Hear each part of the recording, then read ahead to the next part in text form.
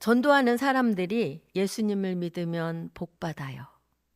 라고 외치는 그 영향력인지는 몰라도 저도 예수님을 믿으면 병도 안 걸리고 어려움도 만나지 않고 말 그대로 시온의 대로처럼 앞길이 쫙 열리는 줄 알았습니다. 그런데 구역장 세미나에서 예수님을 믿어도 어려움을 만나고 예수님을 믿어도 병에 걸리는데 예수님을 믿는 사람은 달라야 한다는 것이었습니다. 저는 집으로 걸어서 가는 길에 산업도로 횡단보도 앞에서 그렇구나. 예수님을 믿어도 어려움을 만나고 예수님을 믿어도 아플 수 있구나. 그런데 달라야 하는구나. 다시 한번 되뇌이게 되었고 그 말씀이 제 마음속에 잘 박힌 목과 같이 박혔습니다. 그리고 얼마 되지 않아 만난 풍랑 앞에서 예수님을 믿는 사람은 달라야 한다는 그 말씀이 제 가슴 속에서 계속 돌아가고 있었습니다. 그리고 결단을 내렸습니다. 하나님만 계시면 얼마든지 살 수 있지. 한번 살아보자. 자신감을 가지고 시작하였지만 쉽지 않았습니다. 그런 시간을 지나고 하나님 앞에 더 열심히 살아보기도 하고 죄의 유혹에 흔들리기도 하고 하나님 없는 곳으로 도망쳐 보기도 했습니다. 때로는 말씀이 들리지 않을 때도 수도 없었고 기도조차 할 수 없을 때도 너무나 많았습니다. 그런 시간을 지나고 지금 하나님 앞에서 돌아보니 제가 한 것은 하나도 없고 오늘 이곳에 있는 것은 오직 하나님의 은혜임을 고백하지 않을 수 없습니다. 계속해서 우리는 야고보서 삶으로 열매 맺는 믿음의 열매 시리즈를 통해 하나님의 말씀을 만나고 있습니다. 지난주에는 김진우 목사님을 통해 후히 주시는 하나님께서 우리의 기도를 들으시고 응답해 주신다고 하셨습니다. 오늘은 네 번째, 성도가 이 세상을 살아갈 때 시험과 유혹을 피할 수 없다면 하나님의 자녀답게 화이팅이라는 제목으로 하나님의 말씀을 나누려고 합니다. 화이팅이라는 외침은 주로 스포츠 경기를 할 때 행운을 빌어줄 때도 누군가 슬프거나 낙담을 할 때도 사용하는 것이라고 해서 우리도 시험과 유혹에서 싸워 이기자, 힘내자라는 뜻에서 그렇게 제목을 정했습니다. 야고보는 시험을 참는 자는 복이 있나니라고 시작을 하고 있습니다. 그것은 첫 번째로 생명의 면류관을 얻는 복이 있기 때문입니다. 세상 사람들은 시련이 있어 참고 견뎌야 하는 것은 고난이라고 하지 복이라고 하지 않습니다. 그들은 고난도 시련도 없이 그저 모든 일이 잘 되는 것을 복이라고 말하고 만사 형통이 축복이라고 합니다. 그러나 성경은 그렇게 말하지 않습니다. 먼저 야고보서 1장 12절 말씀을 함께 읽어보겠습니다. 시험을 참는 자는 복이 있나니 이는 시련을 견뎌낸 자가 주께서 자기를 사랑하는 자들에게 약속하신 생명의 면류관을 얻기 때문이다. 아멘. 야고보는 복 있는 사람은 믿음의 시련을 견디는 사람이라고 말씀하시는데요. 왜 복 있는 사람이 시험이 없는 사람이 아니라 시험을 참고 견디고 인내하는 사람이라고 말을 했을까요? 여기서 말하는 시험은 외부로부터 오는 환난과 핍박과 같은 것으로 이런 시험을 잘 참고 견디면 생명의 면류관 곧 영생을 얻기 때문입니다. 그러므로 신자의 복은 시련이 없는 것이 아니라 시련 아래서 시련의 무게를 떠맡으면서 힘든 고통을 버티고 견디어 마침내 생명의 면류관을 받는 것이 복입니다. 왜냐하면 운동선수에게 면류관과 같은 화관은 선수가 인내하며 열심히 훈련한 결과로 경기에서 우승을 했을 때 받는 승리의 화관과 같은 면류관이기 때문입니다. 운동선수가 훈련 없이 참고 인내함과 시련이 없이 화관을 받을 수 없었을 것입니다. 그러므로 야고보는 시련 없는 것이 신자에게 복이 아니라 시련이 복이라고 이야기하고 있는 것입니다. 디모데후서 4장 8절은 이제 후로는 나를 위하여 의의 면류관이 예비되었으므로 주 곧 의로우신 재판장이 그날에 내게 주실 것이며 내게만 아니라 주의 나타나심을 사모하는 모든 자들에게도니라. 베드로전서 5장 4절은 목자장이 나타나실 때에 시들지 아니하는 영광의 관을 얻으리라고 말씀하십니다. 디모데후서에서도 베드로전서에서도 준비된 면류관, 영광의 관이 있기에 운동 선수처럼 우리 믿음의 사람들은 시련을 견디어내야 한다는 것입니다. 그러나 많은 사람들은 그 시련 가운데에서 하나님을 원망하거나 자기 자신을 저주합니다. 환경에 대해 불평을 토로하면서 마음이 황폐해지면 신앙을 버리기도 합니다. 이스라엘 백성들이 40년 광야 생활에서 보여준 모습입니다. 그러나 다 그런 것은 아니었습니다. 하나님의 복을 받은 대표적인 사람들이 있습니다. 욥, 요셉, 다니엘은 그런 시련 가운데에서도 하나님의 섭리를 인정하는 자세로 자기의 믿음을 끝까지 지켜 나갔습니다. 이러한 믿음의 선진들이 복이 있다는 것입니다. 그렇다면 하나님의 섭리를 인정하고 끝까지 지켜나가기 위해서 먼저 시련을 믿음으로 견뎌내는 자에게 주시는 복, 하나님의 약속의 결과임을 알아야 합니다. 욥과 같은 시련의 과정을 통해 하나님께 인정받는 자에게 주어지는 생명의 면류관은 시험을 통해 참된 신앙인으로 입증되고 주님께서 약속으로 주는 것입니다. 신자의 인내 이전에 하나님의 약속은 먼저 있었습니다. 노력의 결실도 아니고 승전의 전리품은 더욱더 아닙니다. 하나님의 은혜로 신자가 인내할 때 생명의 화관을 주신다고 하나님이 이 모든 것을 약속하셨고 약속한 것을 주시는 것입니다. 시련이 없고 은혜가 없으면 생명의 화관도 없습니다. 우리는 하나님의 이 약속을 믿고 당하는 모든 시련들을 기쁨으로 끝까지 참아내시기 바랍니다. 시련을 참은 후에 받는 생명의 화관은 하나님의 은혜입니다. 생명의 화관은 일시적인 것이 아니라 영원한 것입니다. 이 땅에 속한 아름다움은 잠깐이면 지나가고 쓰러지고 쇠화해집니다. 아무리 아름다운 꽃이라도 해가 돋고 뜨거운 바람이 불면 풀을 말리면 꽃은 떨어지고 그 모양도 아름다움도 없어집니다. 야고보서 1장 11절 상반절을 함께 읽어볼까요? 해가 돋고 뜨거운 바람이 불어 풀을 말리면 꽃은 떨어져 그 모양의 아름다움이 없어지나니. 네, 여기까지입니다. 야고보서 4장 14절은 내일 일을 너희가 알지 못하는도다. 너희 생명이 무엇이냐? 잠깐 보이다가 없어지는 안개니라. 그런데 여러분, 육신의 생명은 잠깐 보이다가 없어지는 안개와 같은 생명이 아니라 영원한 생명입니다.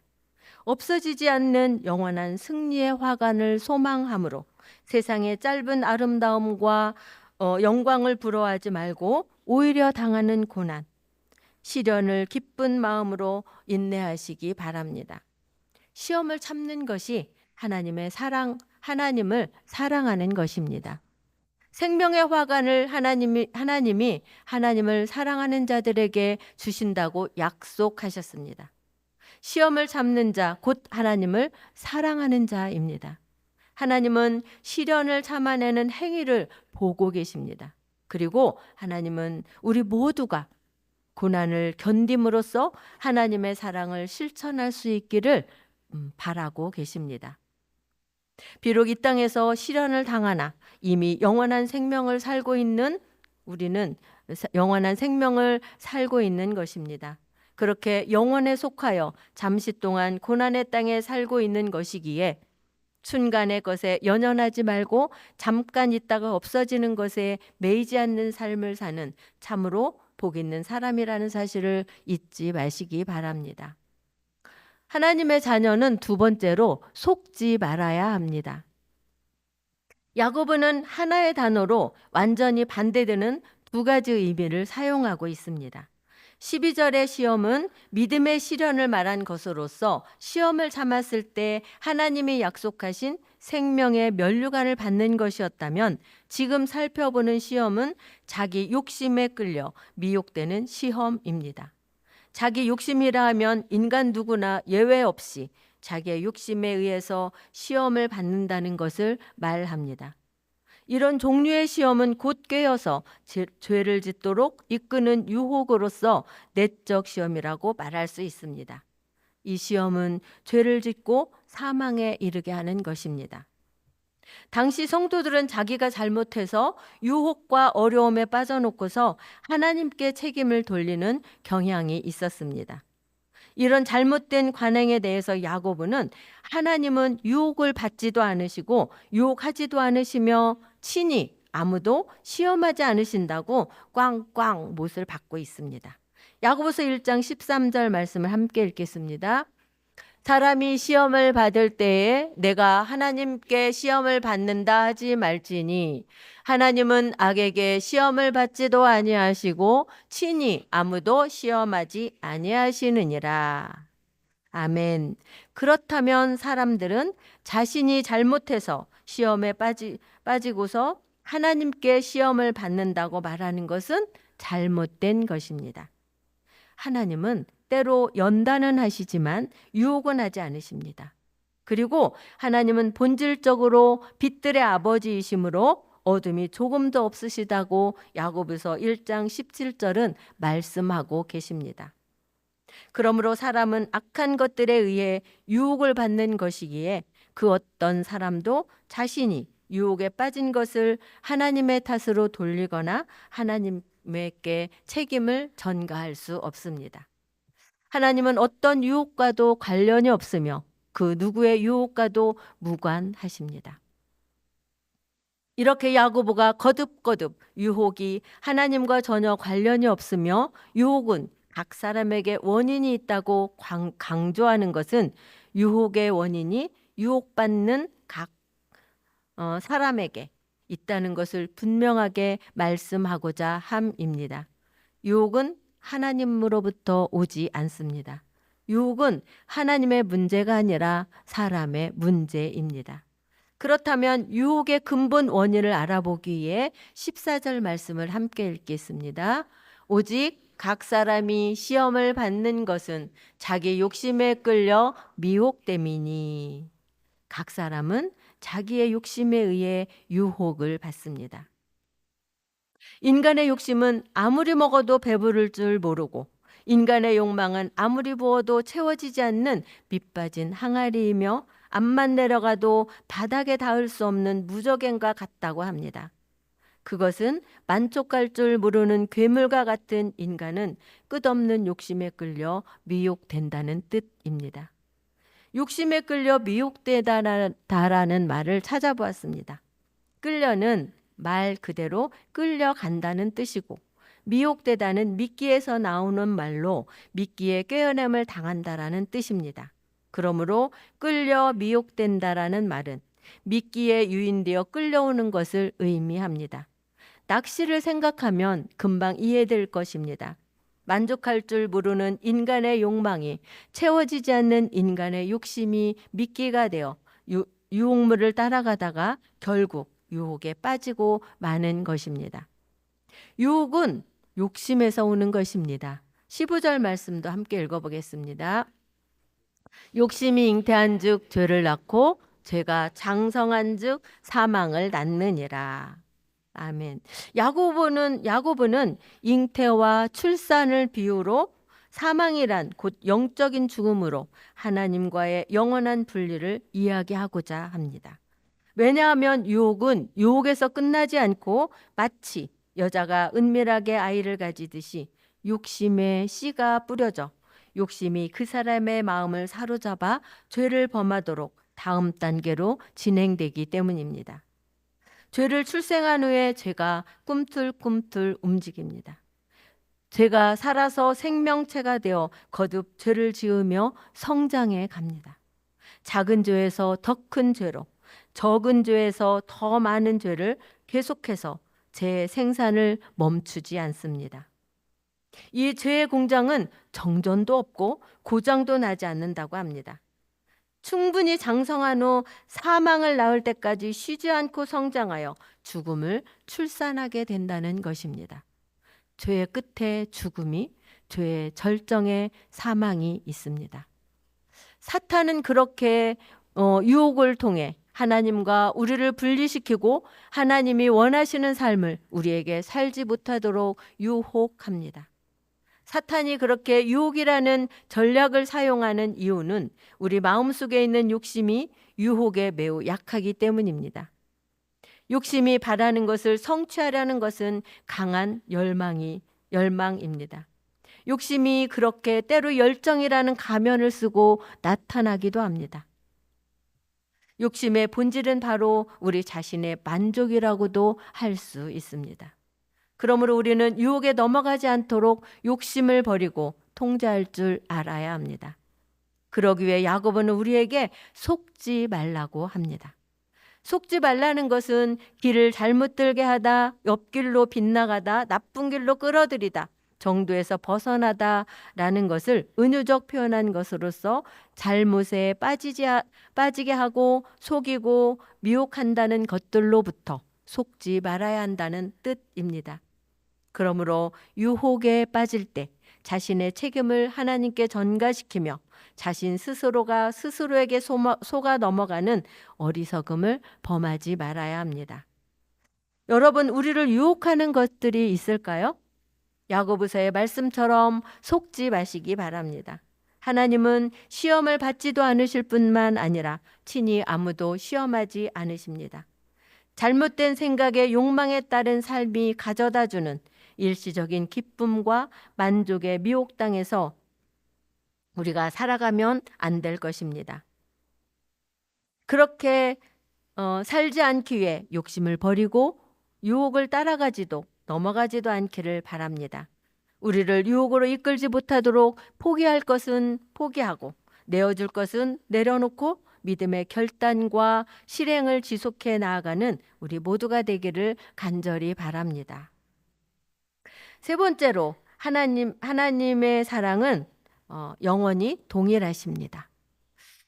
앞서서 낚시와 임신과 출산 등의 용어를 사용하여 시험과 죄에 대하여 말씀했던 야고보는 이번에는 하나님의 사랑에 대하여 변함이 없으시고 회전하는 그림자도 없다라고 횡성들의 공전과 자전으로 인해 생기는 변화를 말하며 하나님의 사랑에 대하여 말씀하고 있습니다. 회전하는 그림자란 지구의 자전으로 태양이나 달의 위치가 변함으로써 사물의 그림자들이 길고 짧게 변하는 현상을 말합니다. 야고보는 우주 삼라만상은 시간의 흐름에 따라 수시로 변하지만 하나님의 선하신 사랑은 결코 변하지 않음을 이야기합니다. 한마디로 하나님은 어제나 오늘이나 동일한 분이시듯 하나님은 백성에 대한 사랑 역시 조금도 변덕이 없이 언제나 동일하다는 것입니다. 아무리 좋은 것들이 하나님으로부터 온다 할지라도 하나님이 변덕스러운 분이시라면 그 좋은 것들이 다 허망한 안개와 같을 뿐입니다. 그러나 하나님은 신실하시고 변함이 없으신 분이시기에 우리가 하나님을 떠나지 않는 한 영원히 하나님으로부터 각양 좋은 은사와 선물들을 받을 수 있습니다. 그런데 우리는 불과 몇십 년밖에 살 수 없는데 과연 하나님의 사랑이 영원토록 동일하다는 것을 무엇을 보고 믿을 수 있을까요? 바로 그 답을 성경을 통해 알 수 있습니다. 창세기에 나타난 하나님의 변함없는 사랑을 만날 수 있습니다. 첫 인류의 조상인 아담과 하와에 대한 하나님의 사랑을 생각해 보십시오.